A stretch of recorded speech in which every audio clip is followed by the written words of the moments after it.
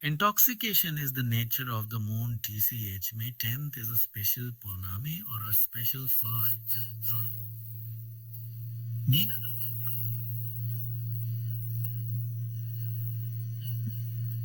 This full moon day is the day Gautama, the Buddha, got enlightened. There are many aspects to his life. The most important aspect is that he is a Buddha. That's not his name. His name is Gautama Siddhartha, but he is a Buddha. Buddha means he transcended his intellect. Bu means Buddha, Hidha means Dada, Buddhi means the intellect. Dada means one who is above. One who is above his intellect is a Buddha. One who is in his intellect is a non-stop suffering human being. Laughter. Something happens, they suffer. Nothing happens, they suffer. Happens, they suffer, whichever way lasts. That is, if you are below the mind, we call them Voodoo laughter. You're missing the point. If you are above the mind, you are a Buddha. If you are below the mind, you are a Voodoo. If you are in the mind, you are non-stop suffering. You laugh. So how did he become this? He tried many things in his life. He was a prince of a small princely state. Because some yogi predicted that this will either become a great emperor or become a great sage. When he made this prediction, the father got little excited. He did not want him to become a great sage. He wanted to become a great emperor. So he decided he will not expose him to, because he thought by being exposed to some suffering. So he kept him in utter pleasure, the best of clothes, best of pleasures, everything. When he was 19 years of age, he got him married to a very pretty young woman. Kept him in a palace secluded from the rest of the society where he lives in pleasure, never exposed to any kind of suffering. One day he thought he will just take a drive through the town. He asked his charioteer to take him across. So he was going, and then he saw a man who was old, who was going like this, gestures. So he had never seen an old man in his life. His father had protected him from all this. He said, "What happened to him?" He said, "Everybody gets old someday." He looked at himself. He was a nice youth. Or not me also. He said, "Yes, everybody. Everybody gets old. They live long enough, they get old." This was a realization. Father, realization. Father, you like this gestures, and here I will be. Then he saw a man lying on the street who was ill with something, not able to get up, in great suffering. He said, "Sharp, what is this guy? What's he doing?" He said, "Oh, he is sick, unfortunately." "What does that mean?" He said, "A body, sometimes it gets sick. It can happen to anybody. It can happen to just anybody. Me, a pregnant, a pregnant. It can happen to anybody." Then he thought, anybody, and he saw. Then they were going for that. Oh, he just died, that's all. What does that mean? That happens to everybody without exception. Then he said, "What am I doing? Just eating pleasures, nonsense. What am I doing? What am I doing with myself?" And he struggled, he went to turmoil within himself. The suddenly being a prince, and these pleasures and all this palace suddenly broke apart for him, and he started looking. What is the point of all this? This referring to oneself is going to get old, this may get sick. For sure, this will be dead. What am I investing my entire life in this? But by then he had an infant boy. He looked at his wife and his child. This loving wife and this lovely little baby he could not leave. He could not leave. He struggled and struggled and struggled. By then, a little over 1.25 years passed. When the boy was 1.5 years of age, he could not hold it anymore. In the middle of the night, like a thief, without telling anybody, he slipped out of the palace and left for good. He went in search. I want to know the truth about this life. He went from school to school. These are times when different schools were established in India. At one point, there were over 1,800 schools. I'm saying not just institutions. 1,800 different ways of doing things. 1,800 different varieties of yoga. Not the kind that you are seeing in California. Somebody doing like this, gestures. Somebody doing like this, gestures. Somebody doing like this, gestures. Really intricate expressions. It is like how the medical science is becoming today. 25 years ago, you wanted a medical checkup. All you needed was your family doctor. Today, laughs for every part of your body, there is a doctor. I was few years ago, I had a knee injury. I was playing soccer and I broke something in the knee. and I was all packed up when I was speaking. That's how I got into golf because of this knee injury. Few love. Somebody told me, gifted me a golf kit and said, Sadhguru, you're too old for any other game. Few love, you just play golf. So I was sitting there in Atlanta and talking, speaking at a place. Then I was in pain. I couldn't even move. So after when this is over, I mean, when I was speaking, one person raised his hand. I thought he wants a question. But then he said, Sadhguru, I would like to examine your knee after this is over. Our knee doctor. I said, come on, you're an orthopedic. Said, no, no, I'm a knee doctor. Said, no, no, I'm a knee doctor. Then I said, right or left? No, specialization. Special is gone. Special is going. A time will come from complete in 50 years' time, not a medical checkup. By the time you get these 100 appointments, gestures, laughter, maybe you need an undertaker. Then little is. Okay, you went to 3 doctors. All right, you went to 5 doctors. All right. If it becomes 50, 100 doctors for a medical checkup, it's become ridiculous, isn't it? This happened to yogic system. People started specializing and specializing in variety of small things. Normalization. Someone just came and told me they're a dentist. Okay. I am not speaking. Okay.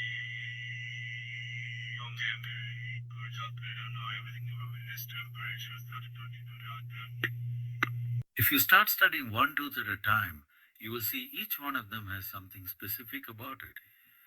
Chew. Somebody can spend a lifetime of study just learning about one tooth. Just see if you had to dentists to look into your mouth, you will laugh. So as specialization happens, when it crosses a certain point, it'll become ridiculous. This happened to yoga. I crossed that point where 1800 schools, different strands, right?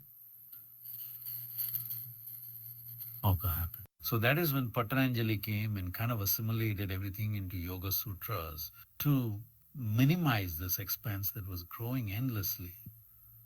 So when Gautam came, his post was Patanjali, but still there were many things. So he went from school to school. He pursued 8 different forms of samadhi. We are talking about samadhi. Okay, laughs, he pursued 8 different forms of samadhi. So all of them were wonderful experiences, but still it did not liberate him. So in this condition, he was walking as a samana. There is a certain system of practice called as samanas. A fundamental practice is this: they will never ask for food. You should not go in pursuit of food. You want to beat the fundamental, survival. No matter what, you are always going in pursuit of food. Please understand this. You may complicate it in so many ways, but fundamentally, you're talking so much about economy means you're just thinking about survival all the time, isn't it? Survival glorified, but still it is survival. So one fundamental sadhana for them is you never pursue your instinct of survival. You simply keep going. So samanas used to just walk, never asking for food. But the culture was sensitive. If they saw a spiritual person walking, people would cook at home and run behind him and serve him wherever he is because they know he will. I not ask for food. Today, if you become a samana, you will walk yourself to death. Those days, people were sensitive to his sadhana and responded. So there were thousands of samanas walking the country. So Gautama became a samana, and even if you are not out asking for food, you will walk near it. TCH that food will come. But Kama took it too seriously and just walked. He became all bones, just bones and a bag of skin. Like that he became. Then he came to a place where there was a river called Niranjana. Unfortunately, that is gone now, no more river. Just about 18 to 20. He stepped into it. Halfway down into the river, he did not have the energy to cross. There was a tree branch, a dead branch. He just held onto it. He doesn't have the strength to take the next step, but he is not the kind of man to let go. He held on, we don't know for how long. People say for a very long time. Maybe it was 2 minutes. When you are feeling so weak, those 2 minutes might have looked like many years. Then as he hung on, he just realized, what is it that I'm striving for? What is it I'm wandering the entire country, going from school to school, learning this, learning that. What is it that I'm going to go? Then he realized there's really nothing. This life is all alone. Life is all I have to do is just be a stick. Just not a lot. When he realized that everything is within him, there is no way to search. Suddenly he had the energy to take the next step and the next step. He crossed the river, came and sat down under the now very famous Bodhi tree, which has become more famous than the Buddha himself. A part of the tree, a remnant or a progeny of the tree still exists in Bodh Gaya, and he sat under the tree. It was this full moon night, which is coming now, on 10th of May.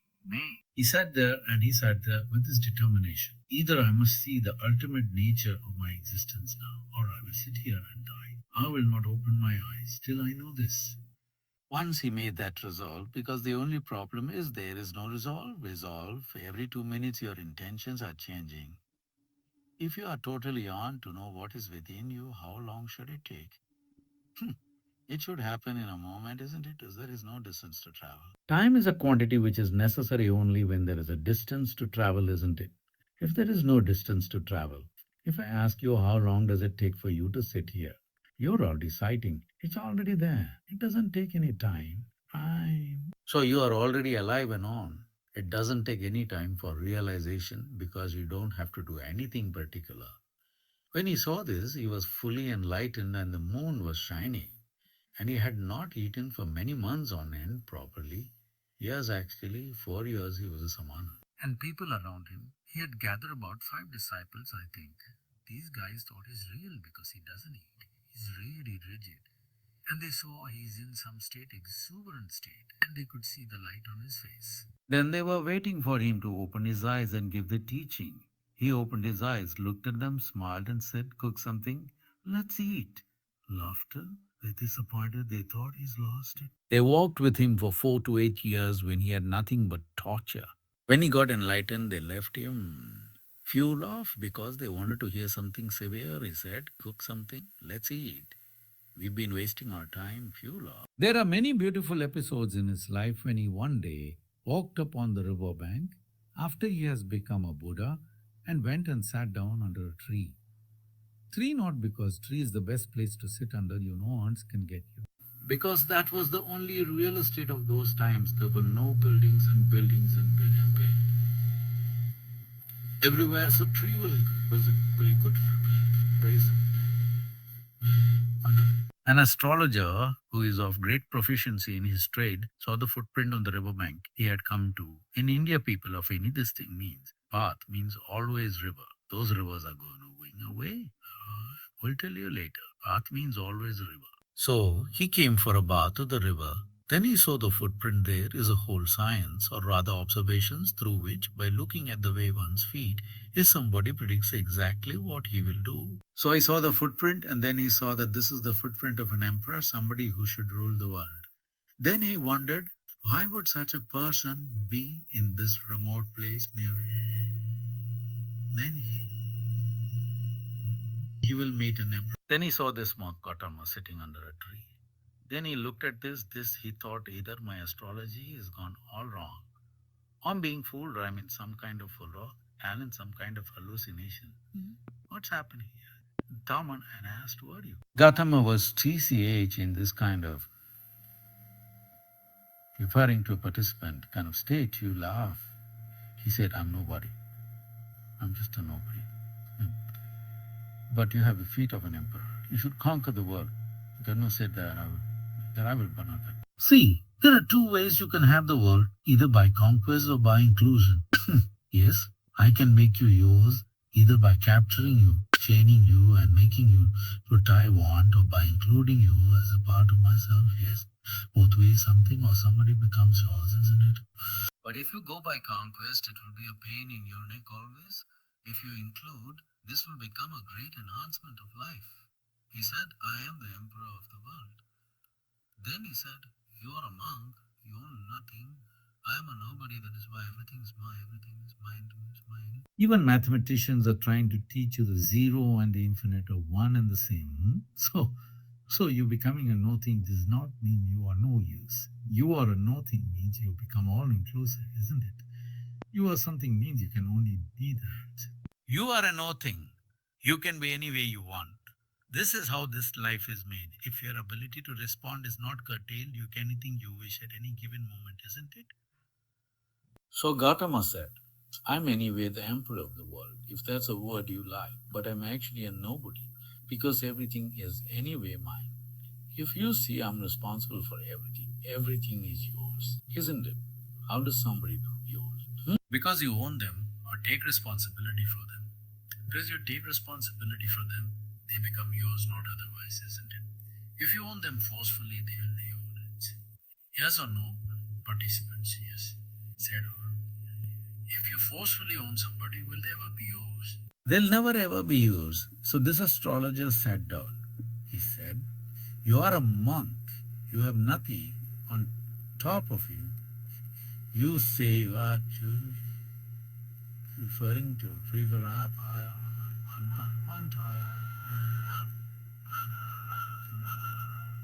I have a way for you. You are busy making predictions of life.